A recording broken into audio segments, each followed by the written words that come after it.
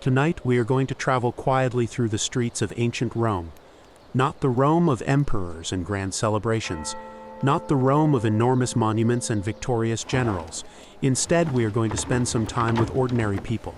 People who woke up early, went to work, bought food, carried water, raised children, visited markets, and returned home at the end of another long day. Imagine the city just before sunrise. The sky above Rome is still soft and pale. The hills are covered with buildings, tiled rooftops, temples, workshops, and crowded apartment houses. For a moment, the streets are unusually quiet. The great city is still sleeping. Then, slowly, the first signs of movement begin. A baker opens the wooden door of his small shop. A worker steps outside carrying his tools. A merchant prepares the goods that will soon be placed on a street stall. Somewhere nearby, a woman is already awake, preparing food for her family. And in another small home, a child is slowly waking from sleep. This is how another ordinary day begins in ancient Rome. For the people living here, Rome was not an ancient ruin. It was simply home. It was noisy, crowded, busy, and sometimes uncomfortable. But it was also familiar. People knew the streets around their homes. They knew the baker down the road. They knew which market sold the cheapest vegetables. They knew where to collect water. They knew which streets were crowded in the morning and which ones became quieter in the afternoon. Rome was enormous for its time. Hundreds of thousands of people live within and around the city. From a distance, the city could look magnificent. There were temples, public buildings, monuments, markets, fountains, and impressive stone structures. But most Romans did not spend their days walking through grand marble halls. Most people lived ordinary lives in ordinary neighborhoods. And for many of them, home was a small apartment inside a crowded building. These apartment buildings were often called insulae. Some could rise several stories high. From the outside, they might look impressive. But inside, conditions could be very different. The rooms were often small. Families had limited space. Furniture was simple. And privacy was not always easy to find. Imagine waking up in one of these homes. There is no electric light.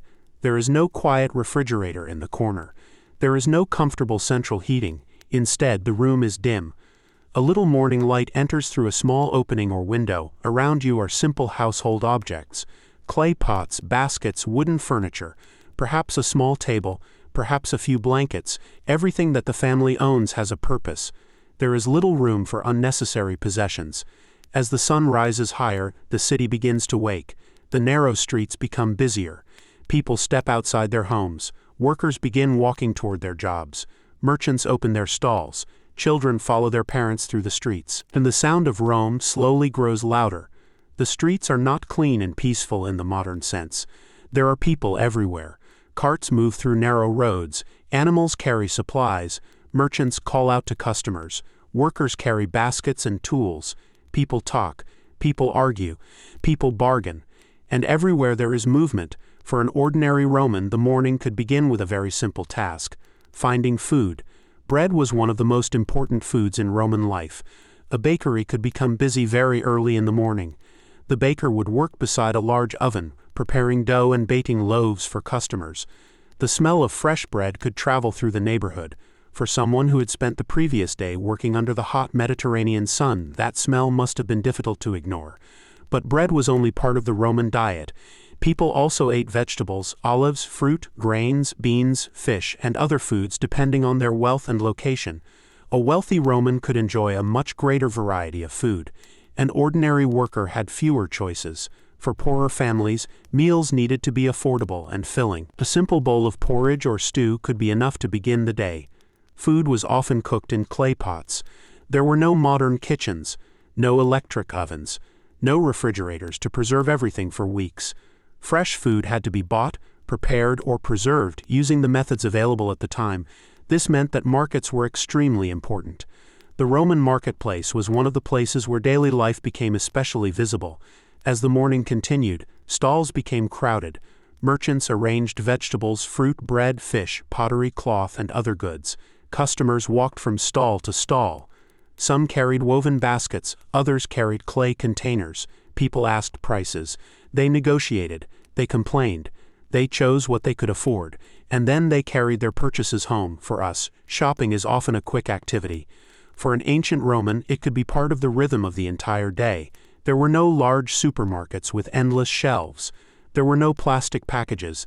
There were no printed price labels everywhere. Instead, buying food meant walking through a busy street or market and dealing directly with another person. A Roman might know the merchant personally.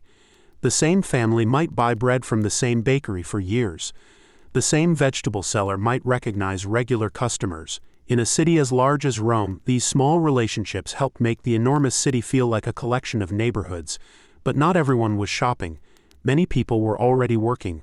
Rome depended on thousands of workers. There were bakers, potters, carpenters, blacksmiths, builders, fishermen, merchants, farmers, cleaners, transport workers, and countless others. Some worked in small workshops.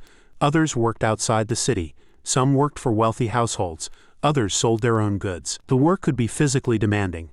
There were no modern machines to make difficult tasks easy. A carpenter used hand tools.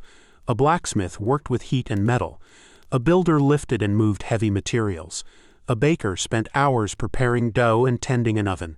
Every profession had its own difficulties, and yet this work kept Rome alive. The magnificent city depended on ordinary people. The temples and monuments might have impressed visitors, but someone had to build them. The markets might have been full of food, but someone had to grow it. The streets might have been crowded with people, but someone had to make the goods they carried.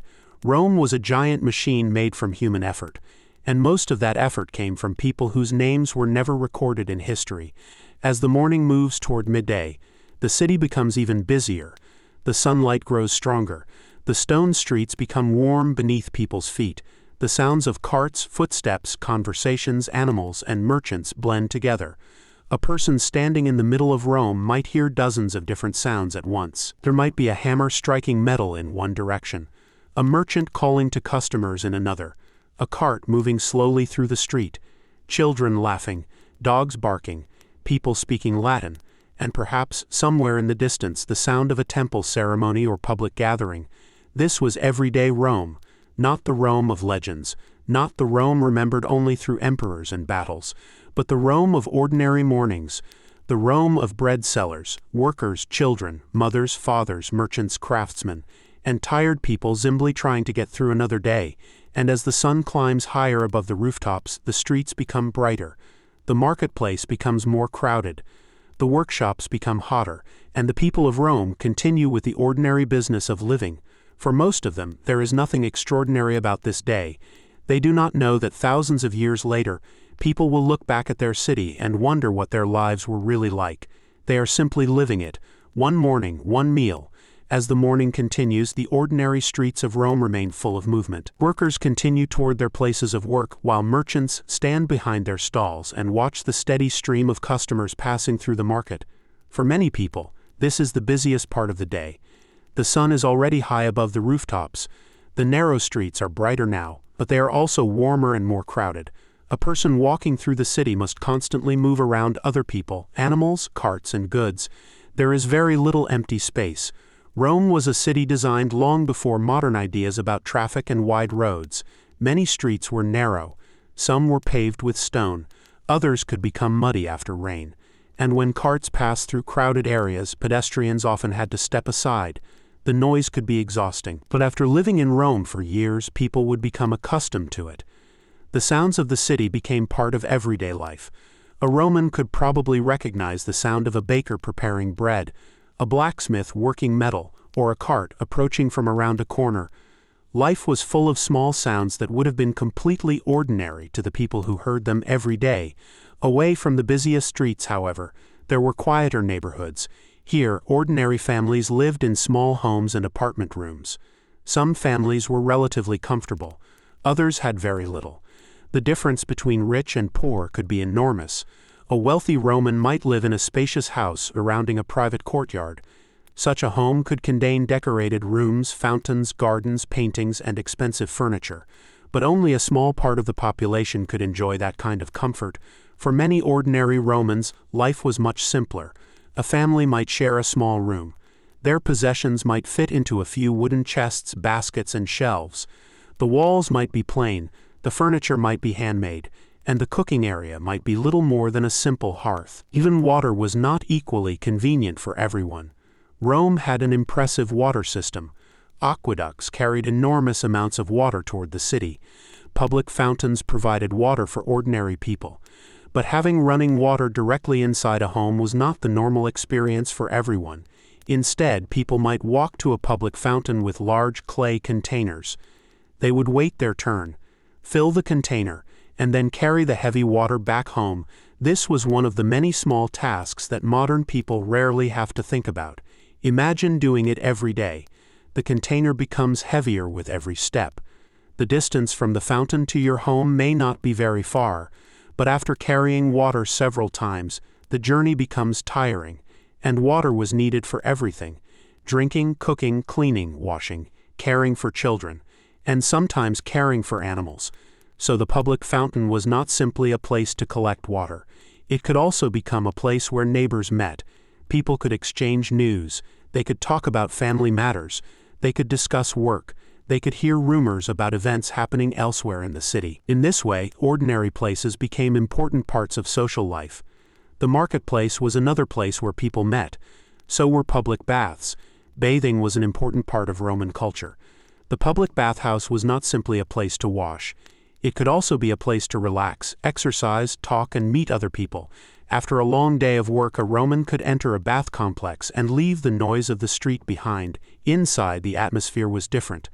There were large rooms, stone walls, columns, pools of warm water, and the soft sound of people talking. For ordinary Romans, the public bath could provide a rare opportunity to slow down. A person could sit quietly for a while. They could talk with friends. They could listen to conversations. They could wash away the dust and sweat of the day. And then, eventually, they would return to the streets. The baths also remind us that Roman life was not entirely uncomfortable. Ancient Rome had remarkable public facilities. There were fountains, bathhouses, markets, temples, public squares, and roads connecting different parts of the city. But these conveniences existed alongside serious problems. The city was crowded. Fire was a constant danger. Buildings could collapse. Disease could spread. And the poorest residents often lived in difficult conditions. The tall apartment buildings that provided housing for so many people could also be dangerous. Higher floors were particularly difficult to reach. There were stairs, but no modern elevators. Carrying water, food, or furniture upward could be exhausting. And the higher someone lived, the farther they were from the street. For a family living several floors above the ground, even a simple trip outside could become a small journey. This was especially difficult for older people. It was also difficult for anyone carrying heavy objects. But people adapted. They learned the rhythms of their neighborhoods. They knew where to buy food. They knew where to find water. They knew which streets were safest, and they knew which places were best avoided after dark. As afternoon approaches, the character of the city begins to change. The strongest heat of the day slowly passes. Workers continue their tasks. Some merchants begin thinking about closing their stalls. Others remain busy because evening customers will soon arrive. Children move through the streets. Families begin preparing for the evening meal. And the great city continues its endless movement. For someone living in Rome, there was always something happening. A public ceremony, a market, a religious festival, a political gathering, a performance, or simply another busy afternoon in the streets. But most people did not spend their days thinking about the great events of history. They were thinking about much smaller things: whether there would be enough food for dinner, whether the roof needed repair, whether the next day's work would be difficult, whether a child was feeling well, whether there would be enough money to buy what the family needed. These ordinary concerns connected ancient Romans with people living thousands of years later. Their world was different. Their technology was different. Their buildings were different. But many of their everyday worries were surprisingly familiar. As the afternoon light begins to soften, Rome slowly prepares for another evening. The market remains active, the streets remain crowded, and above the rooftops the warm sunlight begins to turn golden. Soon people will start returning home. The workshops will become quieter. The merchants will begin closing their stalls, and the enormous city will slowly move from the noise of daytime toward the quieter rhythm of evening. As evening slowly approaches, the streets of ancient Rome begin to change. The bright heat of the afternoon becomes softer. The shadows of the buildings grow longer across the stone roads. Merchants begin gathering their goods. Wooden stalls are cleared.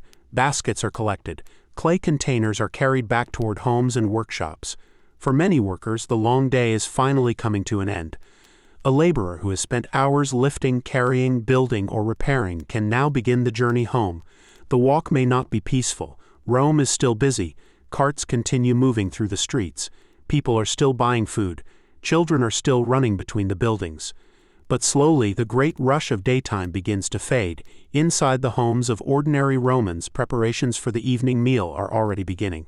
There is no modern kitchen, no refrigerator filled with food, no electric stove waiting to be switched on. Instead, cooking is done with simple fires and clay pots. A family might prepare bread, vegetables, olives, fruit, beans, or a simple stew. The ingredients depend on what the family can afford. For a wealthy household, dinner could be elaborate. There might be several courses. There might be expensive spices, imported foods, and fine wine. But for an ordinary family, the evening meal is much simpler. The food is meant to fill the stomach and provide enough energy for another day. A simple meal could still be comforting. After working since morning, sitting down with family and eating something warm would be one of the quiet pleasures of the day. The family might sit around a small wooden table. Some homes may have benches, others may have stools, and in very modest rooms, people might simply sit wherever there is space. There is no need for a large dining room. The room itself may serve several purposes. During the day, it could be a place for work. In the evening, it becomes a place for eating. Later, it may become a place for sleeping. Space is valuable. Every object has to serve a purpose. A wooden chest can store clothing. A basket can hold food. A clay jar can store water or oil. A simple stool can be used for sitting or working. Nothing is wasted easily. Outside, the evening air begins to cool. The last sunlight touches the rooftops of Rome. From a distance, the city still looks impressive. Temples rise above the buildings. Columns catch the fading light. The hills are covered with rooftops, and the river Tiber moves quietly through the city. But down in the ordinary neighborhoods, people are simply trying to finish their day. A woman might repair a piece of clothing. A craftsman might put away his tools. A father might check the condition of the household belongings. Children might play quietly near the doorway, and older people might sit and talk about the day's events. The evening is one of the few moments when work can finally slow down. There are no clocks telling everyone exactly when to stop. The rhythm of life is controlled more by daylight, work, meals, and habit. When the sun disappears, darkness becomes important. Oil lamps can provide light, but oil is not something to waste. A small lamp may illuminate only part of a room. The rest remains in shadow. The warm flame moves gently whenever someone walks past. The walls seem to move with the shadows. Outside, more lamps begin appearing in the streets. But Rome at night is very different from a modern city. There are no electric streetlights. Darkness is much deeper. Some streets may be almost completely black. Only the occasional lamp or light from a doorway breaks the darkness. People who remain outside after sunset must be careful. The uneven streets are harder to see. Crowded areas can become confusing, and not everyone feels comfortable walking through the city at night. For that reason, many ordinary people would prefer to be home. Inside their homes, the family prepares for sleep. But before sleeping, there are still small tasks to complete. The fire must be controlled. Food must be put away. Water containers may need to be placed where they can be reached in the morning. Animals, if the household keeps them nearby, may need to be checked. Then finally, the day's work is finished. Imagine the room becoming quieter. The family is tired. The light from the oil lamp is weak. The fire gives off a little warmth. Outside, the sounds of the city continue, but they are becoming more distant. Somewhere a cart moves slowly over stone. Someone closes a wooden door. A dog barks in the distance. Then silence returns. For an ordinary Roman, this could be the most peaceful part of the entire day. There is nothing more to buy, nothing more to carry, nothing more to sell, nothing more to repair. Tomorrow will bring another long day, but tonight for a few hours there is simply rest. The sleeping arrangements depend greatly on the household. A wealthy Roman might have a comfortable private bedroom. An ordinary family may have much less space. Several people could sleep within the same room.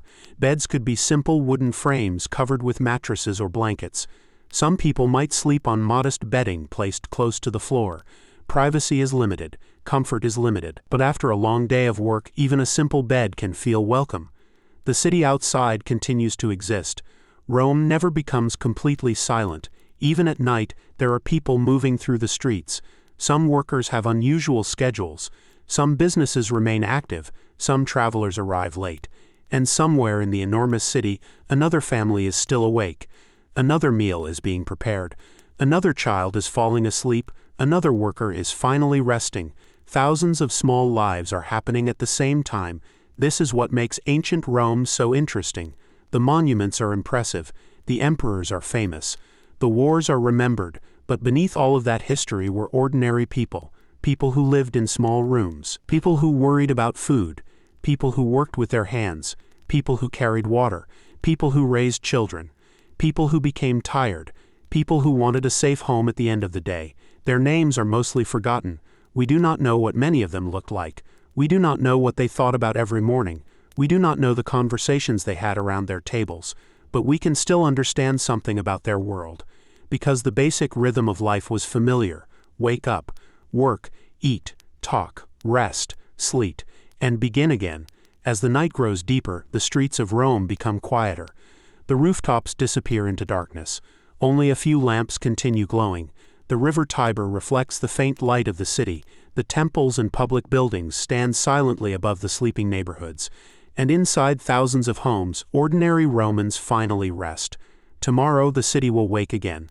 The baker will light the oven. The worker will pick up his tools. The merchant will open his stall. The children will wake. The fountains will become busy. And the streets will fill once more with footsteps. But for now, Rome is resting. And somewhere inside this enormous ancient city, an ordinary family is sleeping peacefully after another ordinary day. The night passes quietly over ancient Rome. Before long, the darkness begins to soften. A faint gray light appears above the rooftops. Another morning is approaching. Inside the homes of ordinary Romans, people slowly begin to wake. The city has not changed. The same narrow streets are waiting outside. The same stone buildings stand beneath the morning sky. The same fountains will soon become crowded. The same markets will fill with people.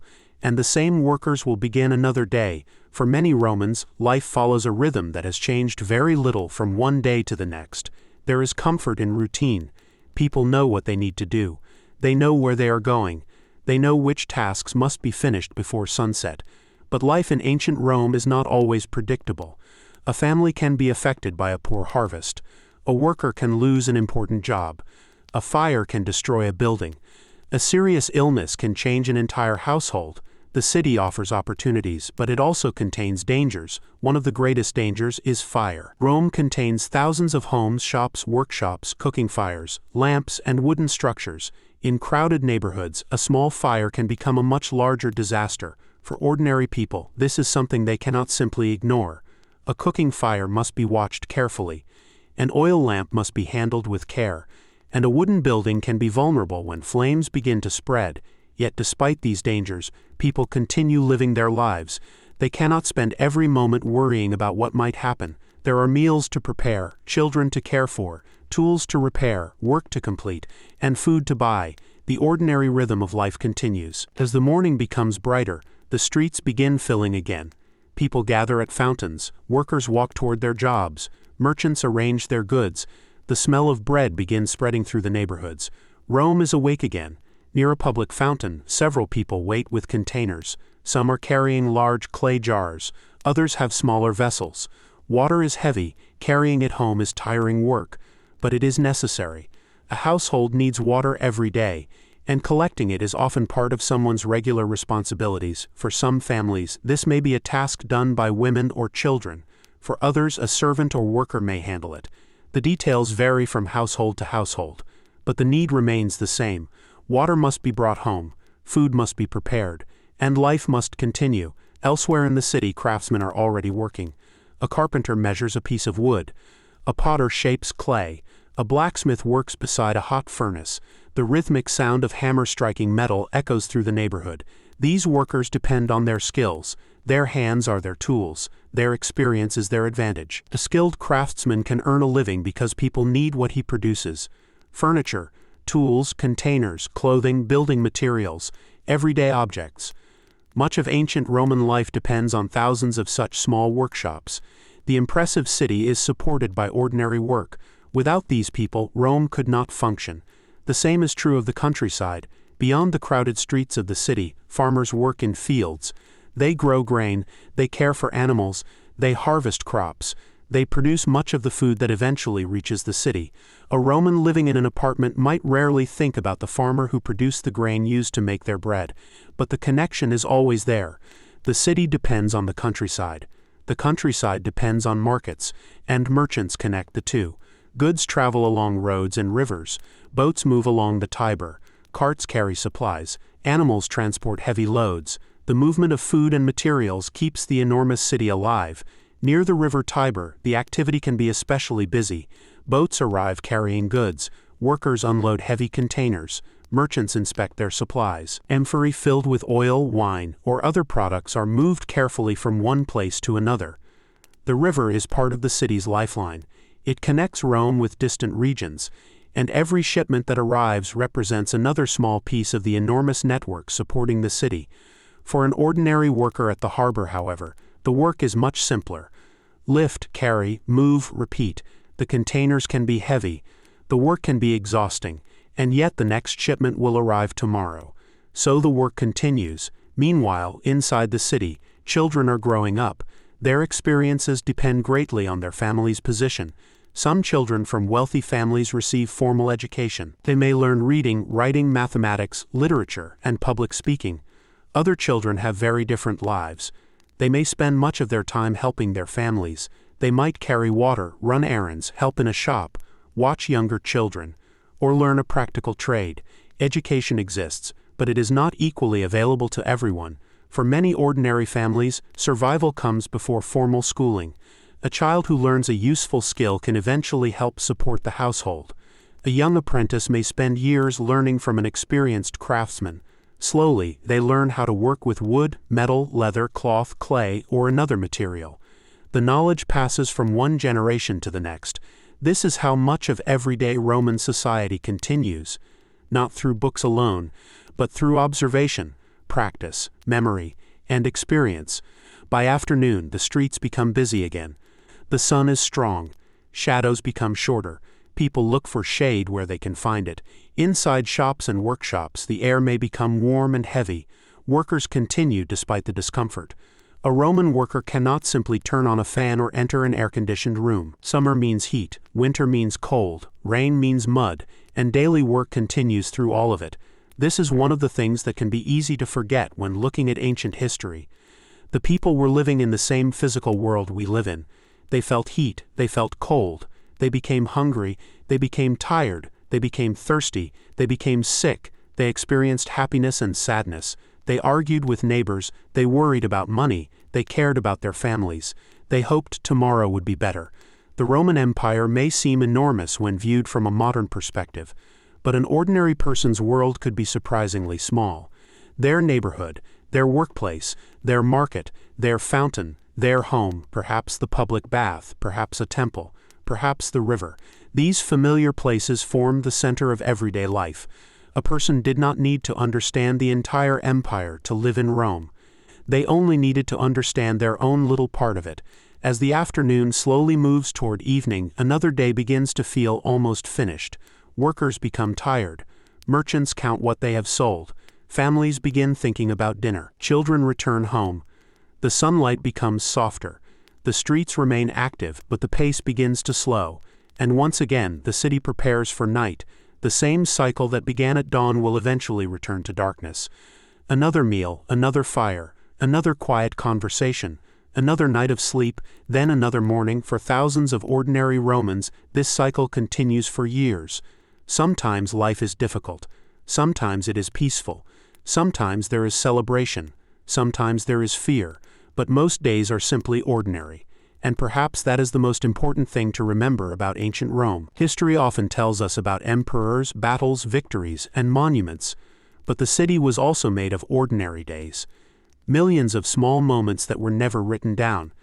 A baker taking bread from an oven, a mother preparing food, a worker carrying water, a child learning a trade, a merchant closing a shop, a tired family sitting together after sunset. These moments may seem unimportant, but together they were the daily life of Rome.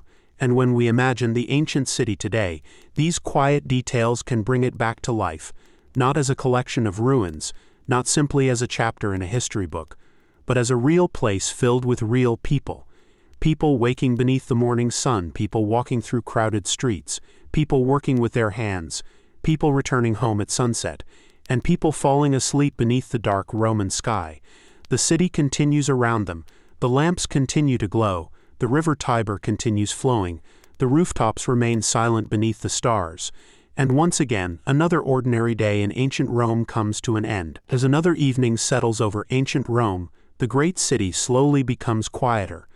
The noise of the markets fades, the workshops close, the carts become less frequent, and one by one the people who have spent the day working begin to return to their homes.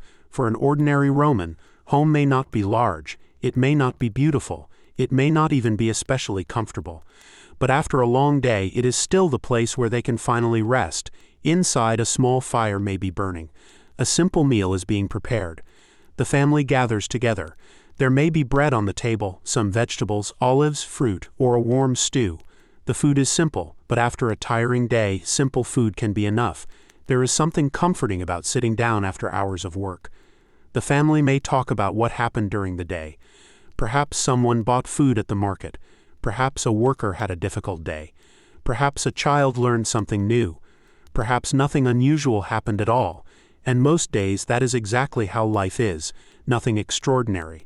Just another ordinary evening. Outside, the last light of the sun disappears behind the hills. The rooftops become darker.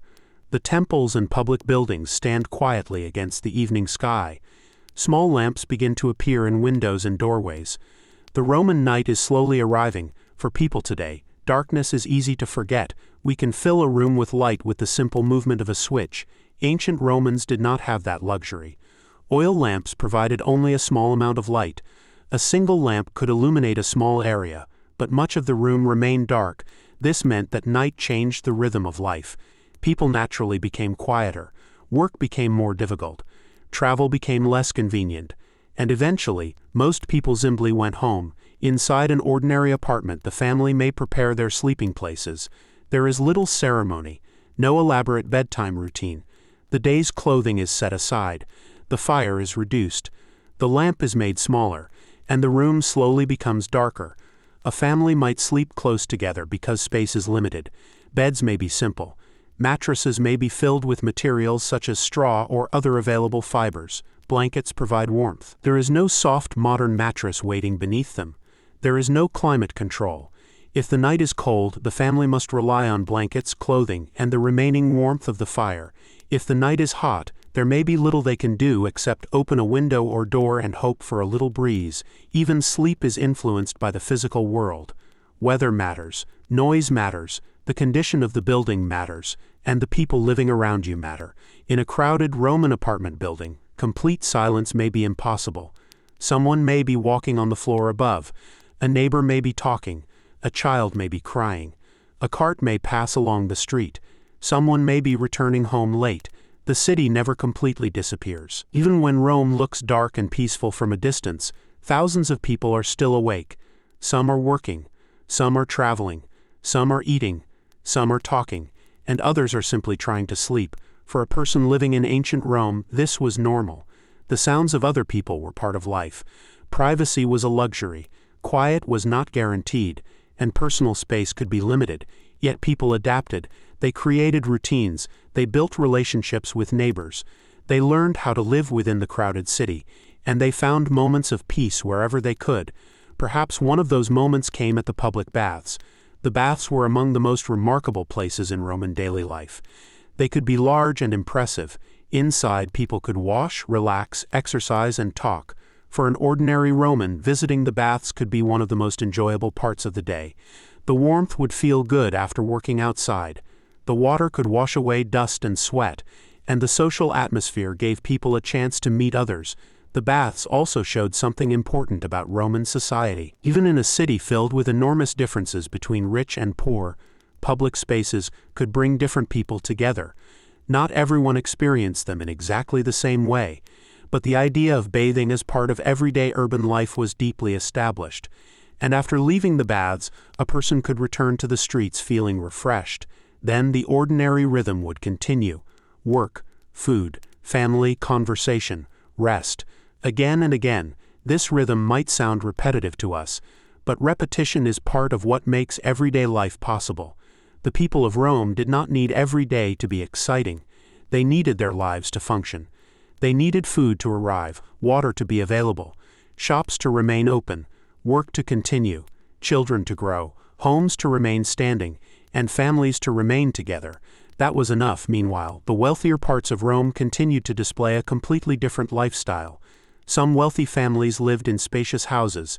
Their homes could have courtyards, gardens, fountains, painted walls, mosaics, and private rooms. They might have servants preparing meals. They might own expensive furniture and imported goods. Their evenings could be very different from those of a poor family living several floors above a crowded street. This enormous difference was one of the defining features of Roman society. Two people could live in the same city and experience completely different worlds. One might dine in a beautifully decorated room. Another might eat a simple meal beside a smoky hearth. One might have several servants. Another might spend the entire day working with their own hands. One might have a private garden. Another might share a tiny room with several family members. Yet both lived under the same Roman sky. Both walked the same ancient streets. Both heard the sounds of the city. And both were part of the enormous society that made Rome possible. As the night becomes deeper, the difference between rich and poor becomes less visible from the streets. The grand houses become dark. The crowded apartment buildings become dark. The temples become dark. Only small points of light remain. A few oil lamps, a fire, a doorway, perhaps a window glowing softly in the distance. Rome begins to look almost peaceful, and from high above the city, the enormous population becomes difficult to imagine. Hundreds of thousands of people are sleeping, working, traveling, eating, and dreaming within the same city.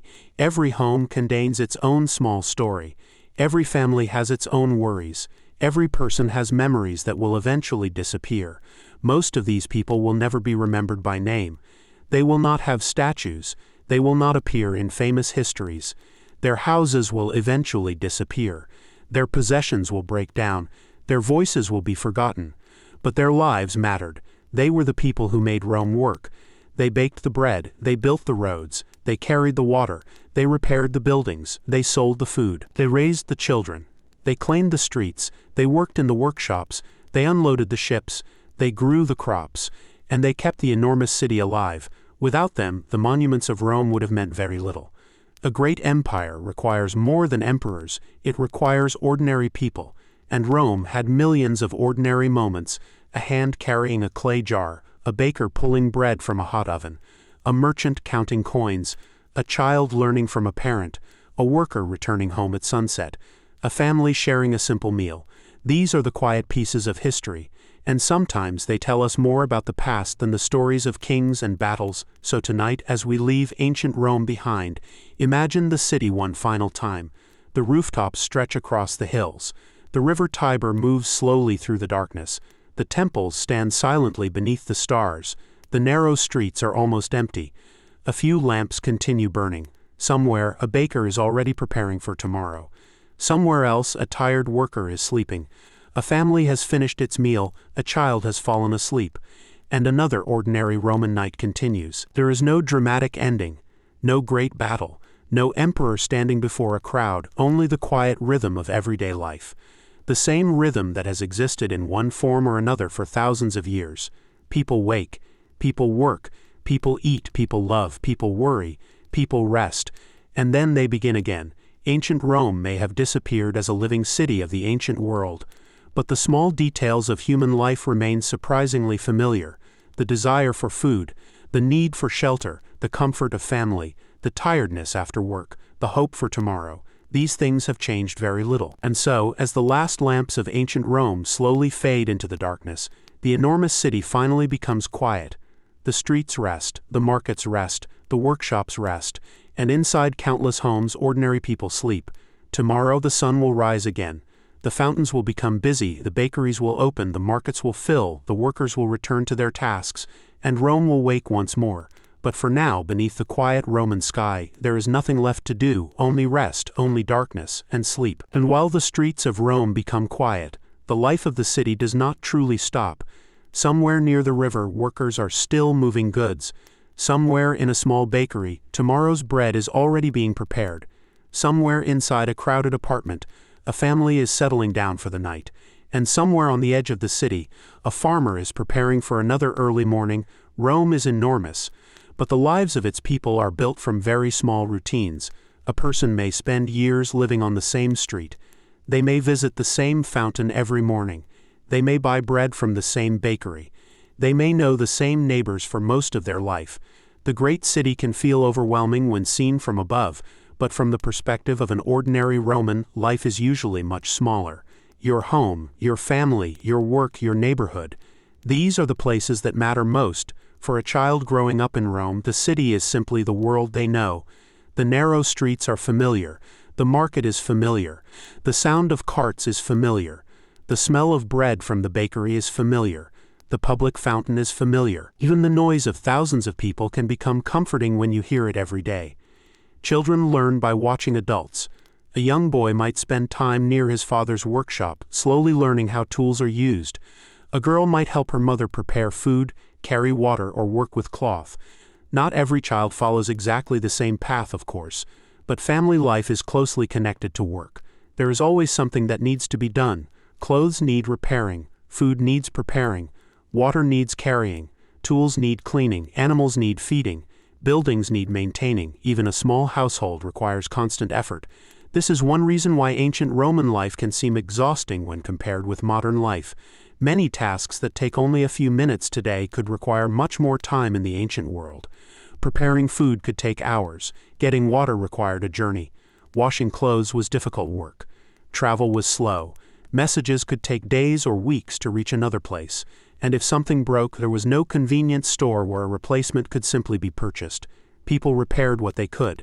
They reused objects. They adapted. A broken piece of wood might become part of something else. An old piece of cloth could be reused. A damaged container might still serve another purpose. Nothing was easily thrown away when resources were limited.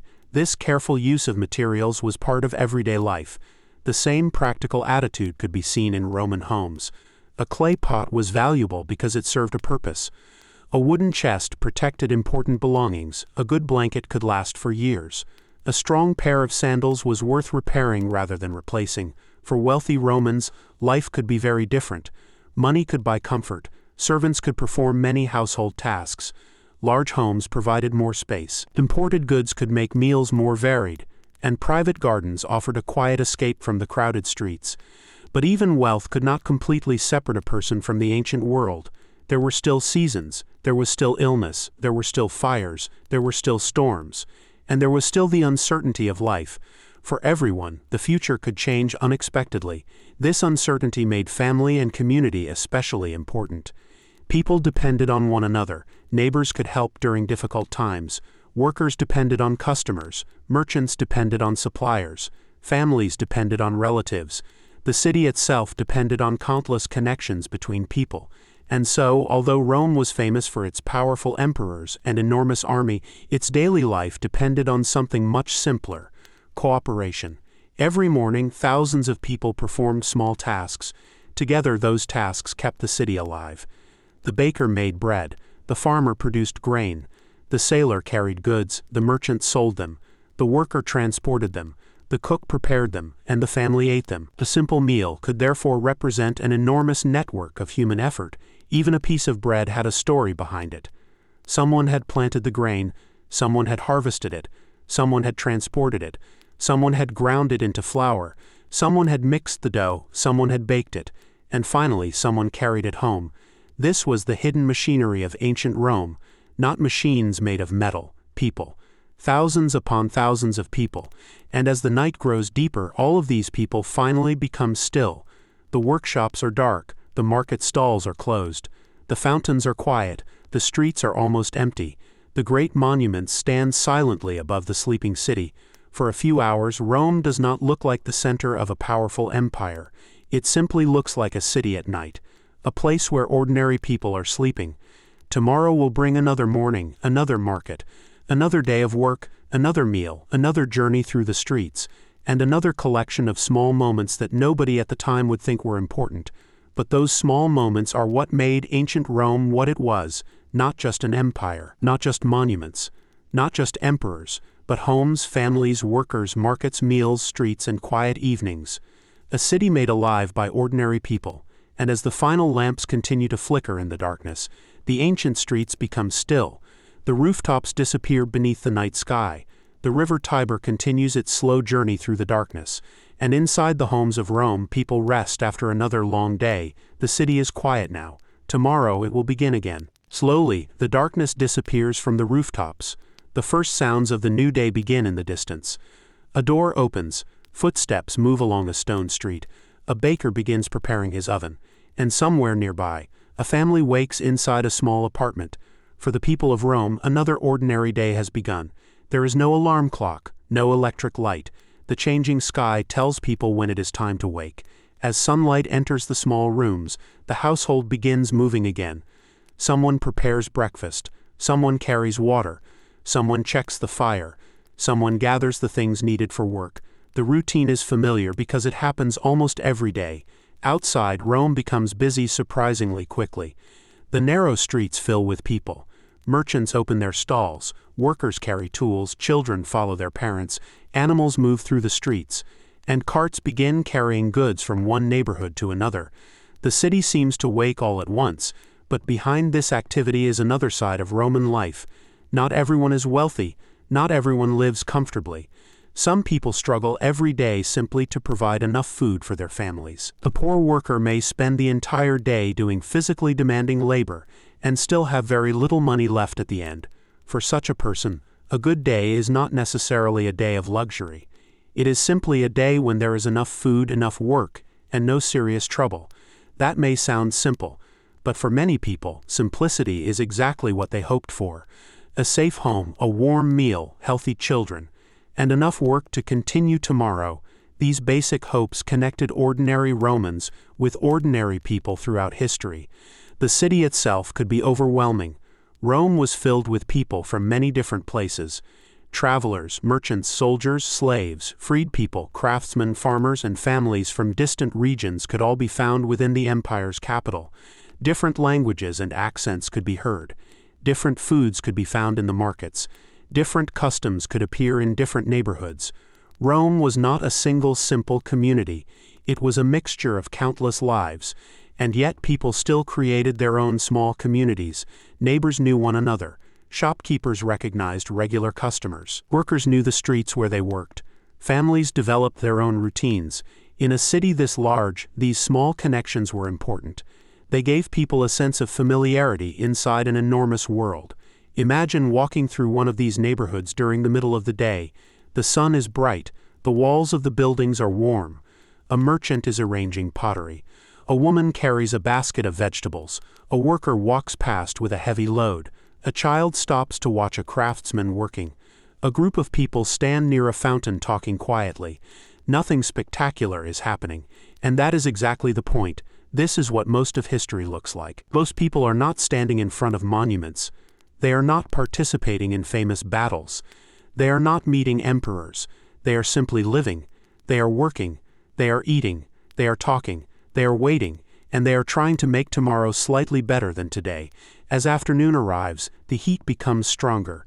People look for shade beneath awnings and buildings. Workers continue despite the heat. Some pause briefly to drink water. Others eat a small meal before returning to work. The city does not stop simply because the weather is uncomfortable. Ancient people had to adapt to the environment around them.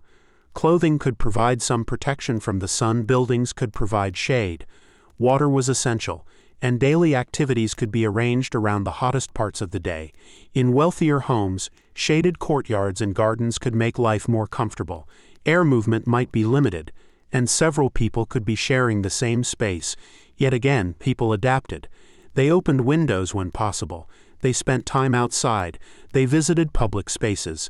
And eventually, as the sun began to fall, the heat became easier to tolerate. Evening arrives once more. The streets begin changing. The workers who have been busy all day start heading home. The markets become quieter. The shops begin closing, and families prepare for another evening together. For some people, the evening may include a visit to the public baths. For others, it is simply time to eat and rest. For a wealthy Roman, dinner might be an elaborate social event. For an ordinary family, dinner is more likely to be simple and practical.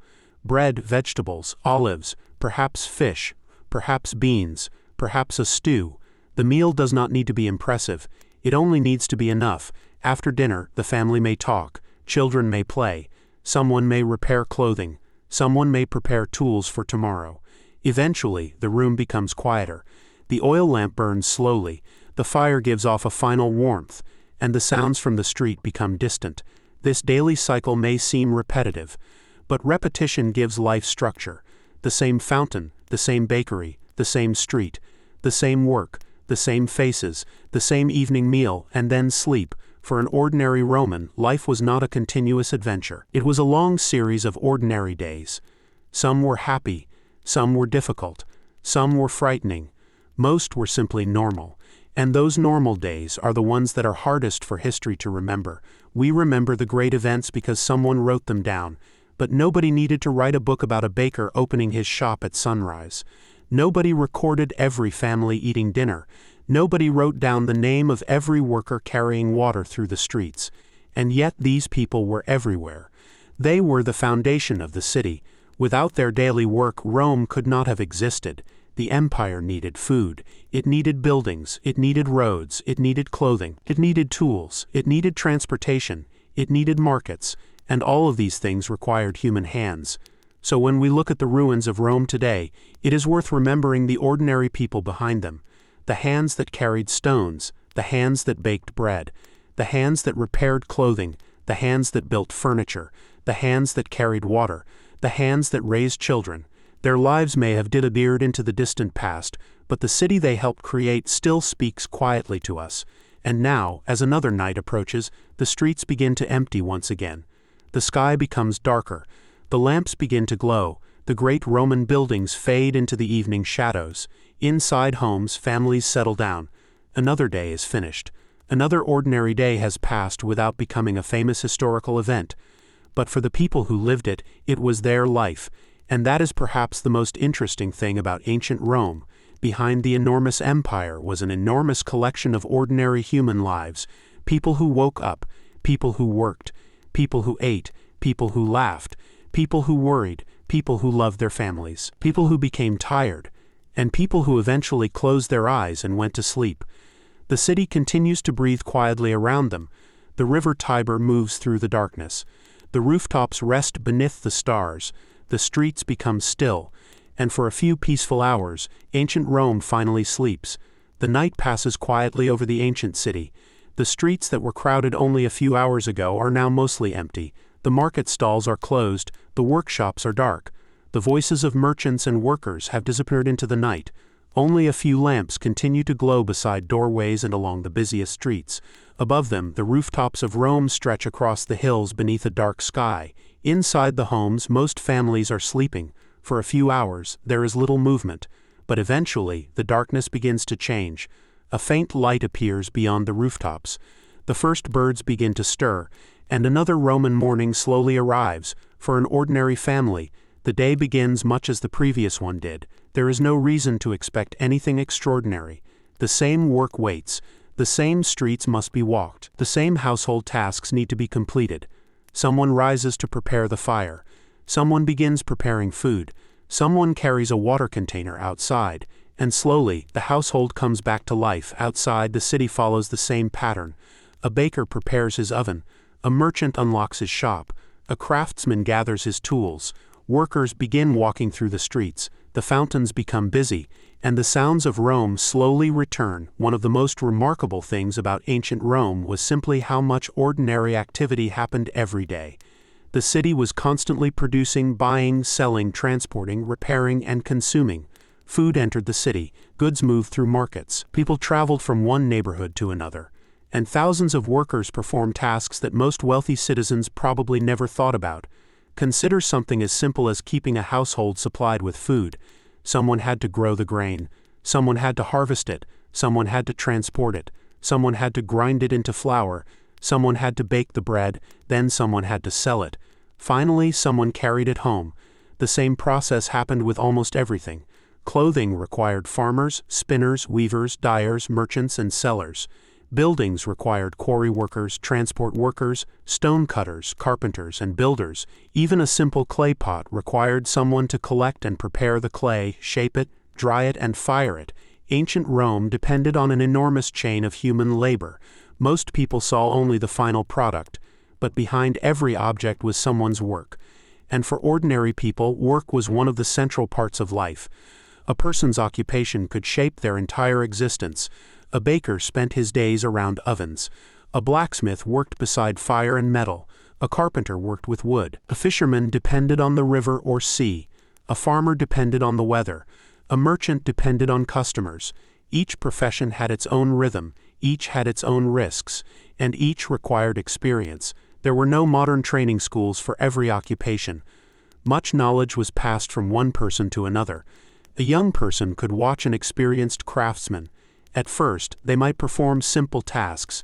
Gradually, they would learn more. They would make mistakes. They would practice. And eventually, they might become skilled enough to work independently. This kind of knowledge was valuable. A skilled worker could earn a better living than someone without a useful trade. But life was still uncertain. A poor harvest could raise food prices. An illness could prevent someone from working. A fire could destroy a home. A flood could damage property. And for a family with very little savings, even a small problem could become serious. There was no modern social safety net waiting to protect everyone. Family and community were therefore extremely important. People depended on relatives, they depended on neighbors, they depended on employers and customers, and sometimes they depended on charitable assistance. Life was not completely without support, but support could be limited. This uncertainty was part of the background of everyday Roman life. People learned to be practical. They saved what they could, they repaired what they owned, they preserved food when possible, they reused materials, and they tried to avoid wasting anything valuable. Inside a modest Roman home, this careful attitude could be seen everywhere. A piece of cloth might be repaired many times. A wooden object could be fixed instead of replaced. A clay container might continue to be used until it finally broke. A simple household tool could remain in use for years. Possessions were often valued because replacing them was not always easy. This also meant that the home of an ordinary Roman could feel very different from a modern home.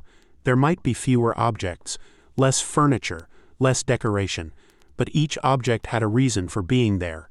The room had to work, it had to provide shelter, it had to provide a place to prepare food, it had to provide somewhere to sleep, and sometimes it had to provide space for work.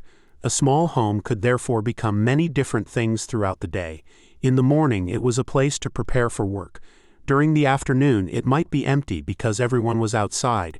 In the evening, it became a place for food and conversation. At night, it became a sleeping space. The same room could serve several purposes. This was normal. As the day continues, the streets of Rome become crowded again. The marketplace fills with activity. People compare prices. Merchants call out to customers. Workers carry baskets. Children follow adults. And somewhere among the crowd, a family is buying the ingredients for its evening meal. The market is more than a place to buy food. It is one of the places where people can see the wider world. Goods arrive from different parts of the Roman world. Spices, oils, wine, grain, fish, pottery, cloth, and many other products can travel enormous distances before reaching Rome. The city is connected to a vast network of roads, rivers, and sea routes. For an ordinary shopper, however, the origin of a product may not matter very much. They simply want something they can afford: a loaf of bread, some vegetables, a little fish, perhaps olives, perhaps fruit, and then they return home.